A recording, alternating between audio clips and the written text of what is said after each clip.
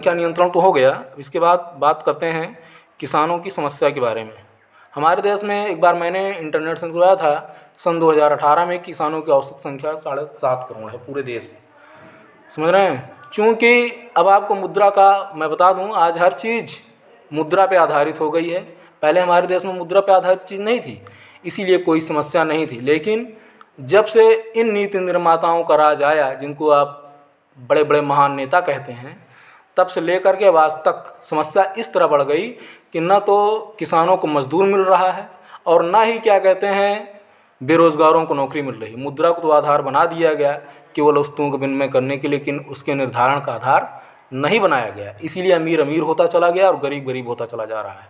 अगर यही स्थिति रही तो एक दिन ऐसा समय आएगा कि इस देश में क्या, हाँ इसी देश में आप ले लीजिए, दो वर्ग ही खड़ा होगा। एक सबसे उच्च वर्ग जिसको आप अमीर कहते हो, अमीर की भाषा में जिनके पास मुद्रा ज़्यादा होगी, समझ रहे हैं, जिन्हें आप धन कहते हैं। और दूसरा एक सबसे निम्न वर्ग होगा जो कि धन विहीन होगा।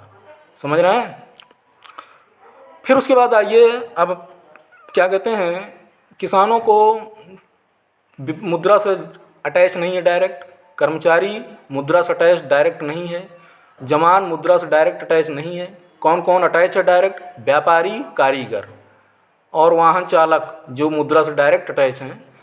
इनको मैं छोड़ रहा हूँ, व्यापारी, कारीगर और वाहन चालक को। बाकी जो अटैच नहीं है डायरेक्ट, उनको लिया जाए।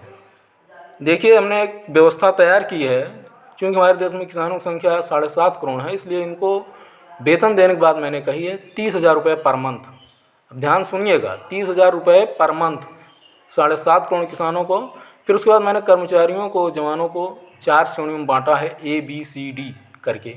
A क्लास के कर्मचारी, B क्लास के कर्मचारी, C क्लास के कर्मचारी, D क्लास के कर्मचारी और E क्लास के कर्मचारी। इनके लिए मैंने D क्लास को मैंने 40,000 रखा है पर मंथ, 50,000 C क्लास को, B क्लास को 60,000, A क्लास को 70,000 रुपये पर मंथ रखा है। यानी 10-10 हज़ार का अंतर मैंने बनाया है। अब इसमें 40, 50, 60, 70 हज़ार A क्लास के कर्मचारी मैंने किनको किनको रखा है?